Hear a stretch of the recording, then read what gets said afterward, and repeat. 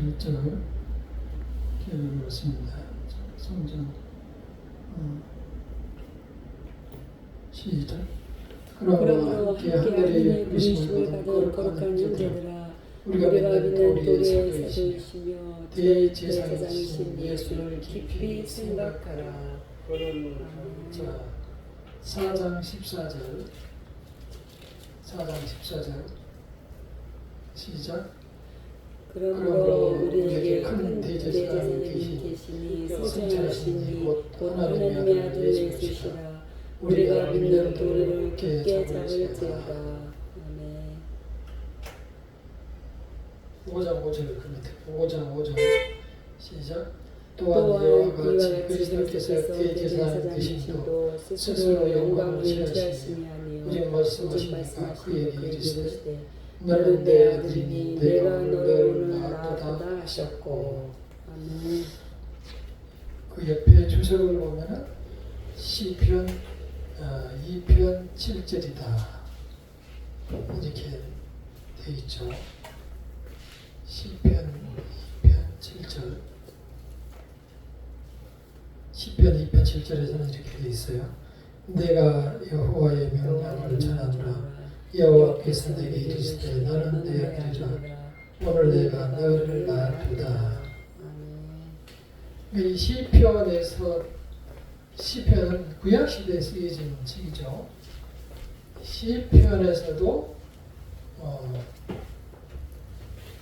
예수를 제사장으로 올 것을 미리 예언했고, 조금 전에 읽으신 히브리서에서도 예수께서 대제사장으로 오실 것을 예언해 주신 거죠.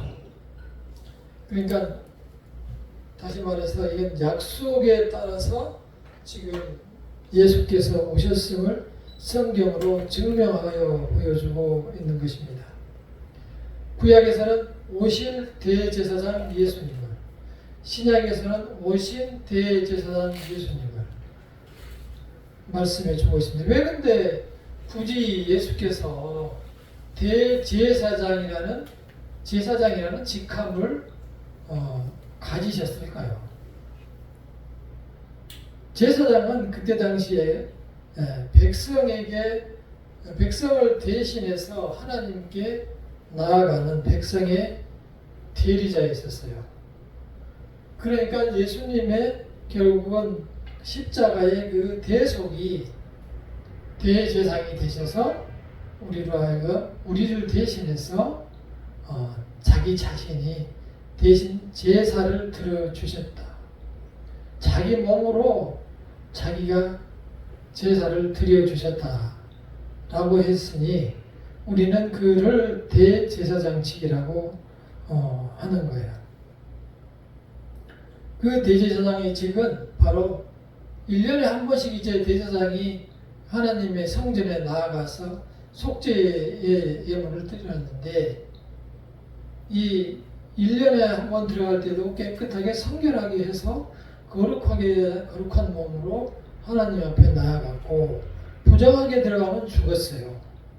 그만큼 하나님 앞에 나아가는 것은 깨끗한 사람만이, 죄 없는 사람만이 하나님 앞에 나설 수가 있었습니다. 대제사장이 결국 될 수 있는 사람은, 우리처럼 죄인들은 대제사장이 될 수가 없는 거예요. 그래서 예수께서 대신 우리 대신 이제 대제사장이 되셔가지고 우리의 죄를 씻어 주셨다는 사실입니다. 그래서 예수님의 직분을 대제사장직에서 먼저는 이제 자기 자신을 희생의 제물로 드렸다 해서 그리스도의 희생적 사형이다, 이걸 이렇게 말합니다.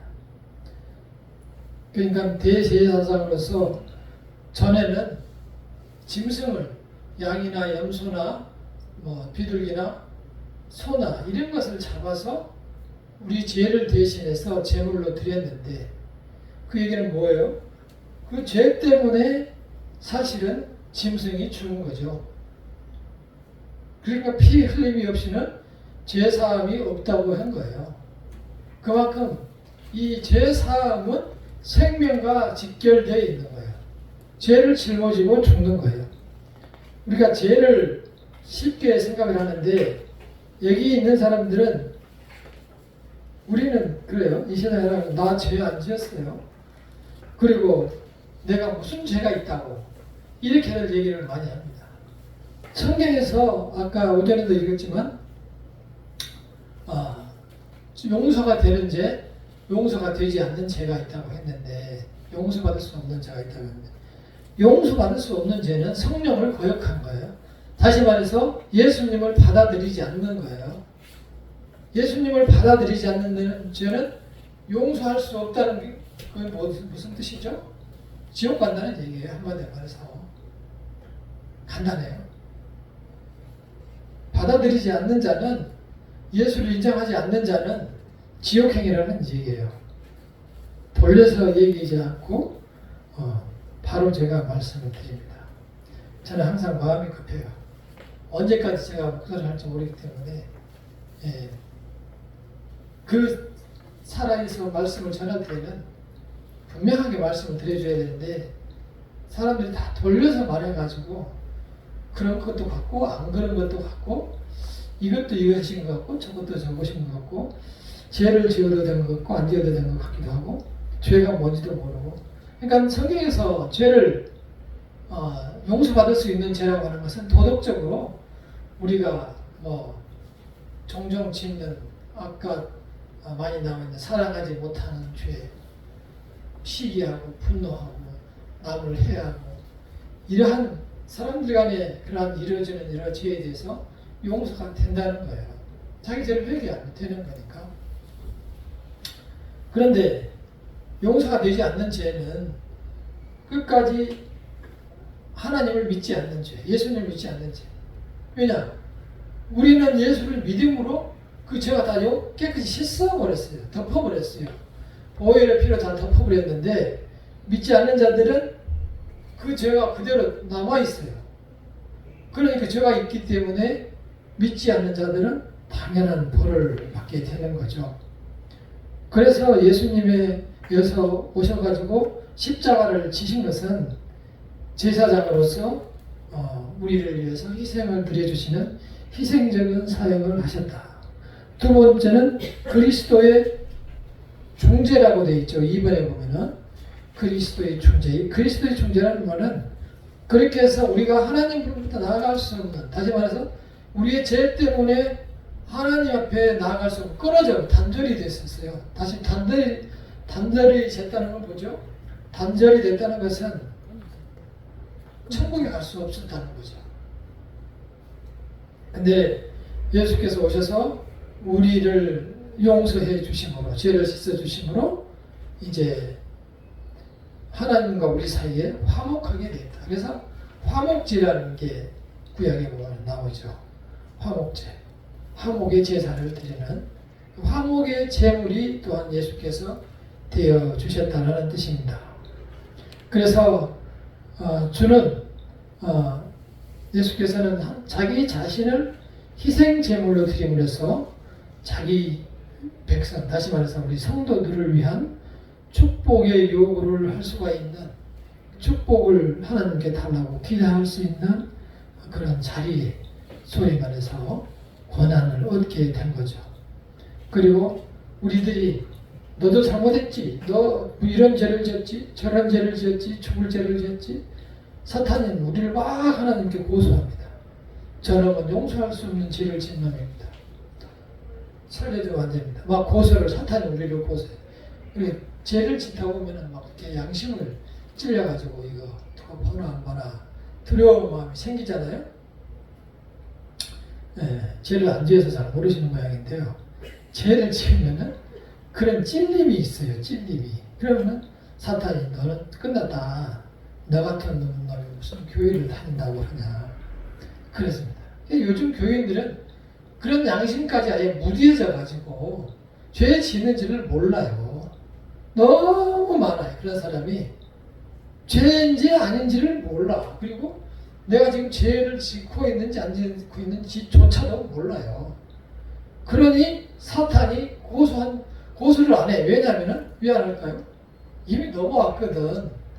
죄는 이미 사탄 편이에요. 넘어왔어요. 그러니까 고소할 일이 없어. 교회를 다니는데 이쪽 사람이야 이미. 왼쪽에 구분되어 있는 사람이야. 사탄이 마음 놓고 안심하는 사탄 편에 사탄 편에 서 있는 성도가 너무너무 많다는 거죠.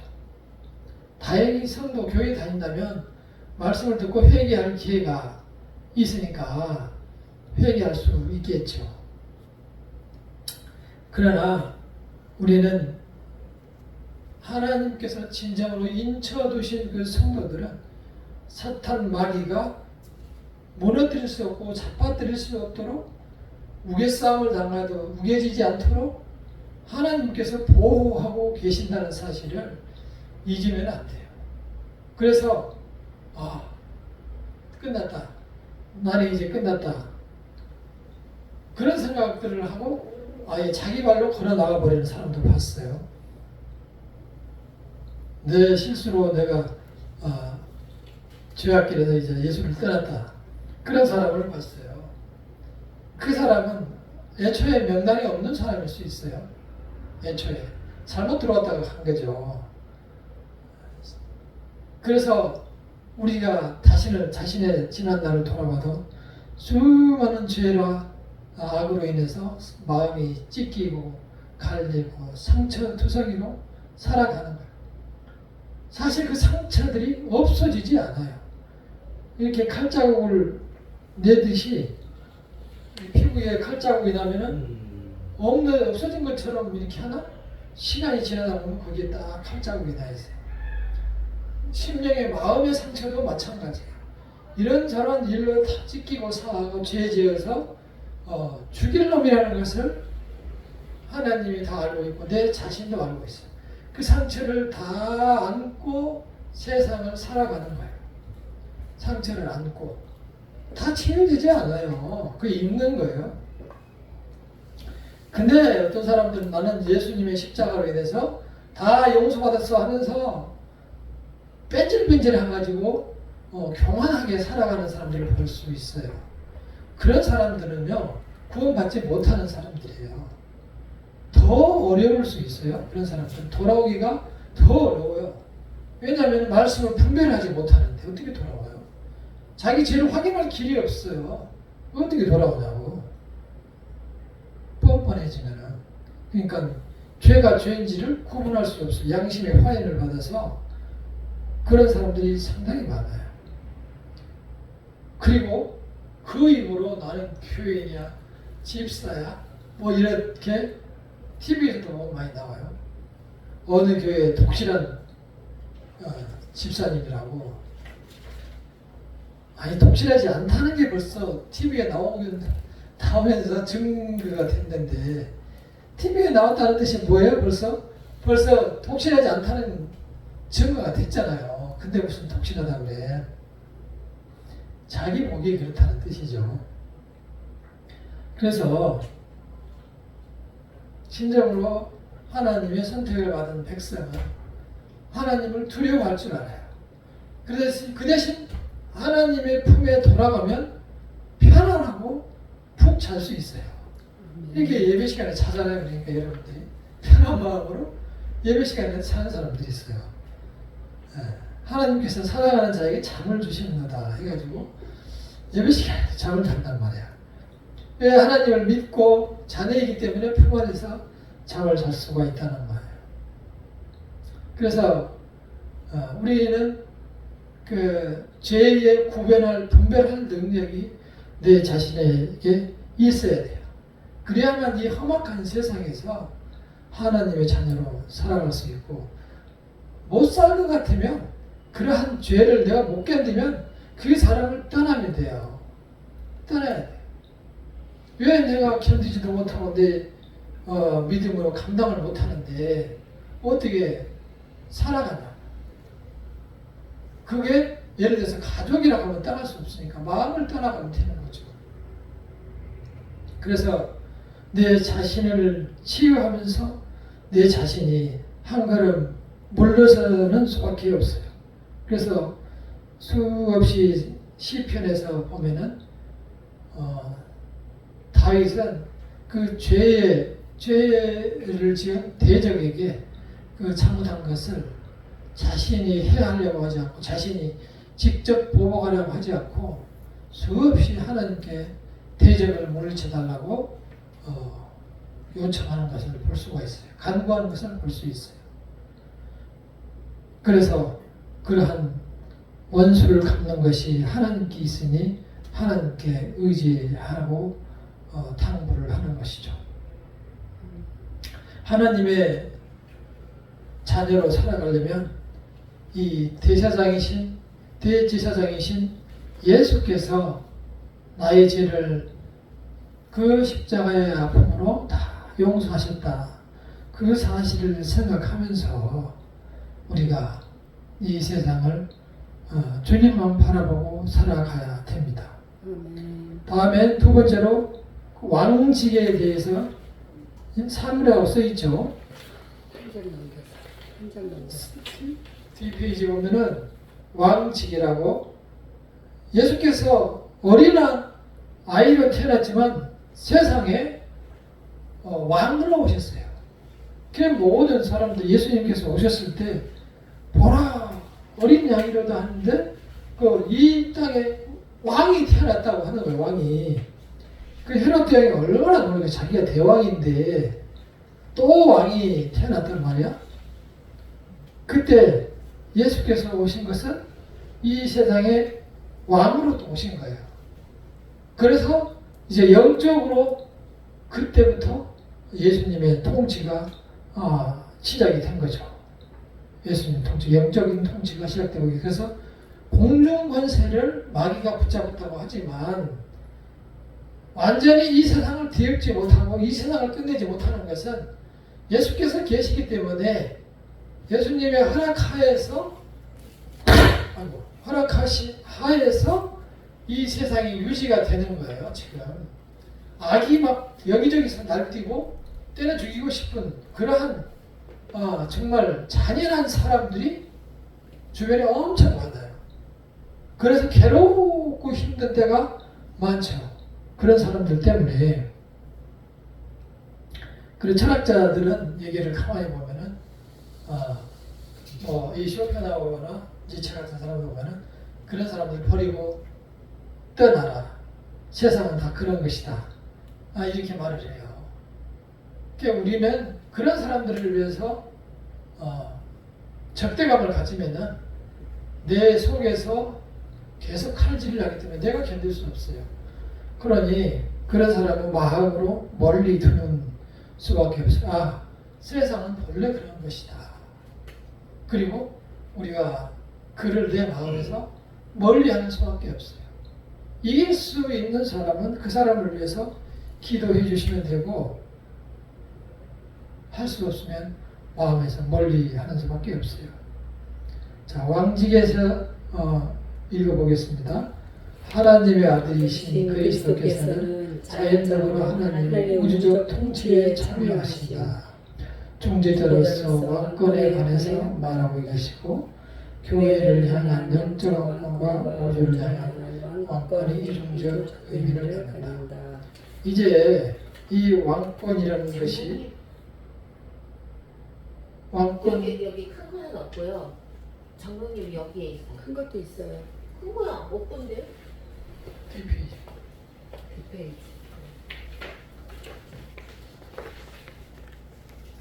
뒷페이지에 있어요. 자,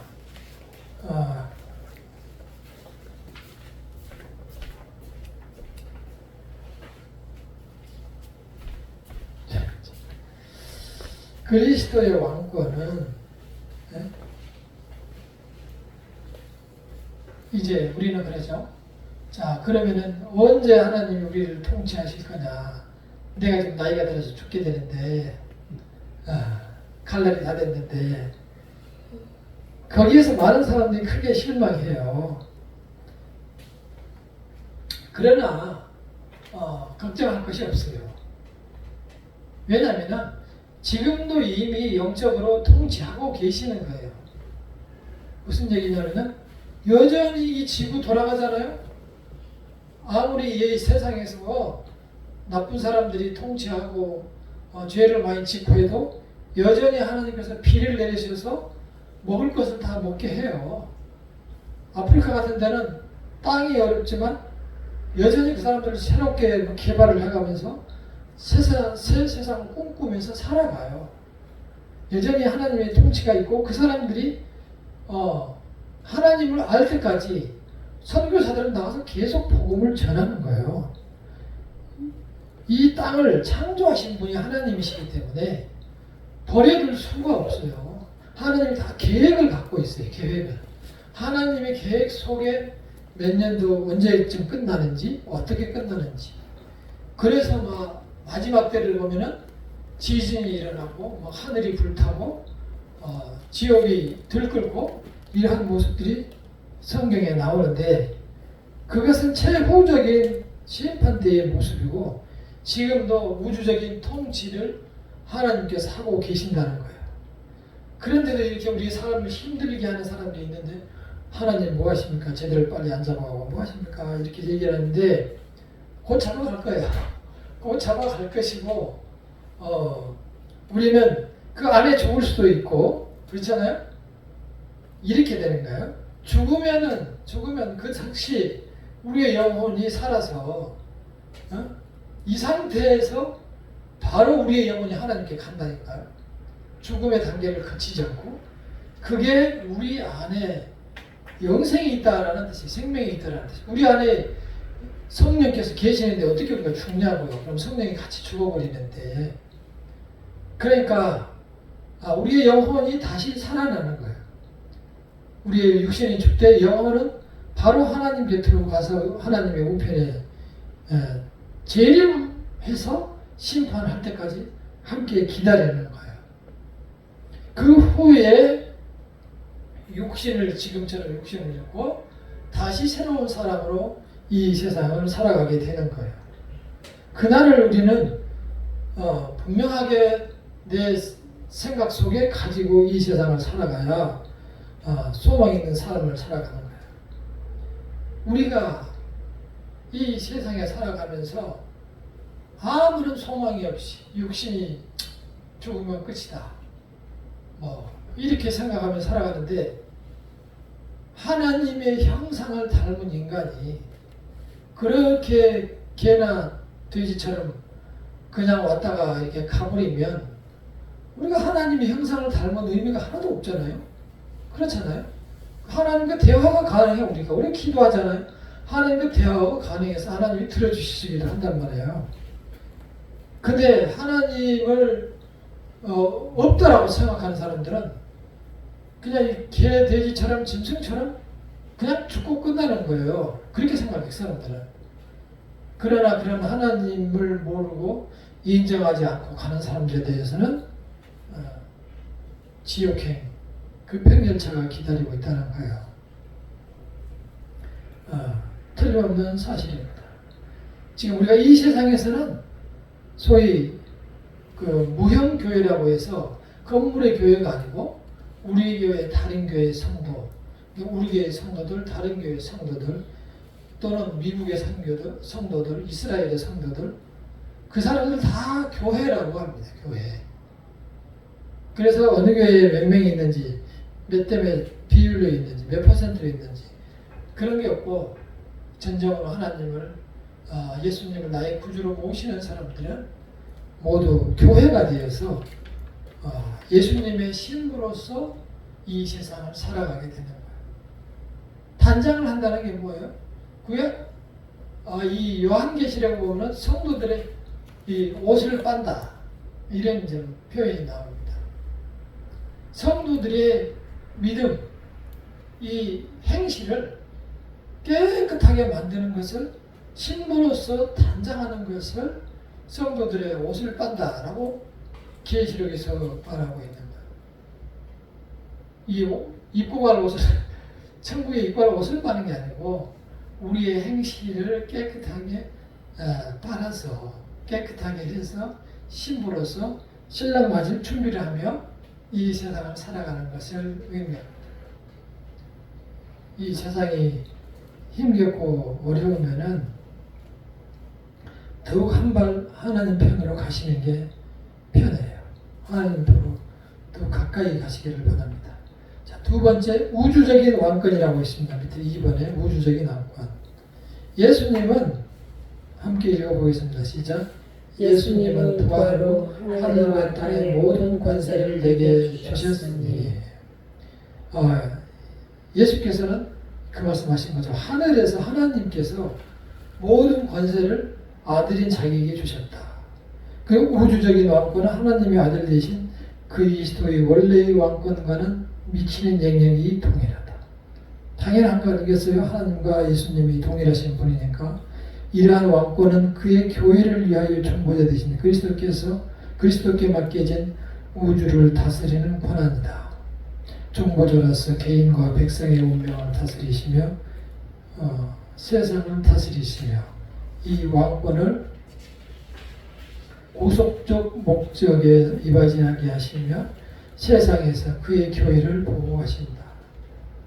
이 왕권은 하나님의 나라의 대적을 물리칠 때까지 계속되며 목적이 성취되면 우주적 왕권은 성부에게로 반환될 것이다. 우리가 믿음을 가진 자로서 그 믿음의 크기가 너무 적게 되기 때문에 우리는 이 세상에 살아가는 이 삶이 너무 커 보이는 거예요. 성경에서 그랬잖아요. 너희가 이 겨자씨 하나만한 믿음만 있으면 이 산이 들려서 바다에 던져질 것이라고 했는데 우리 그럼 못하잖아요. 그러면 우리의 믿음이 이 겨자씨 하나만큼도 안 된다는 거잖아요. 그 믿음이 그렇게 적다는 게 뭐죠?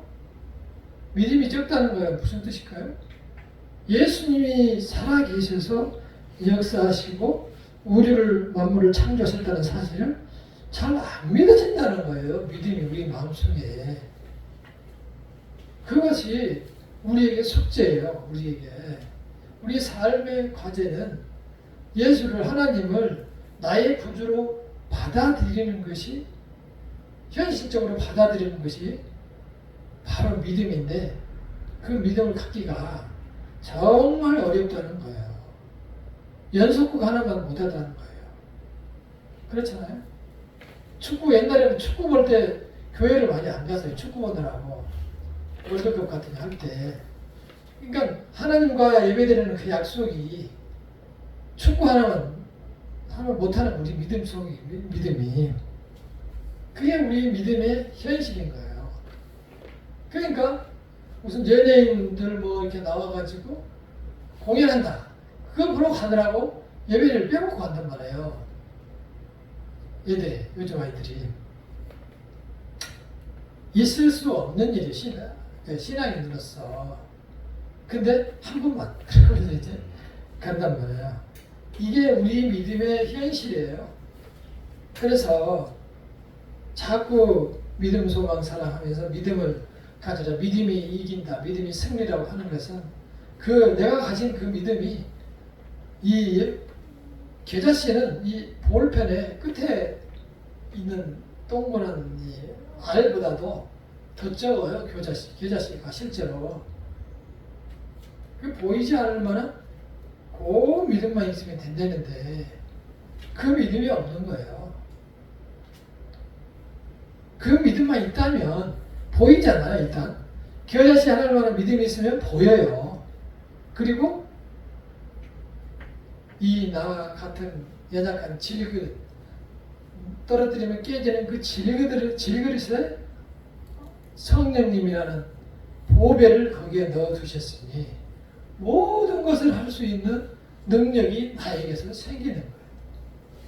그래서 우리의 믿음을 키우는 것이 참 중요합니다. 우리의 믿음을 키우는 것이 참 중요해요.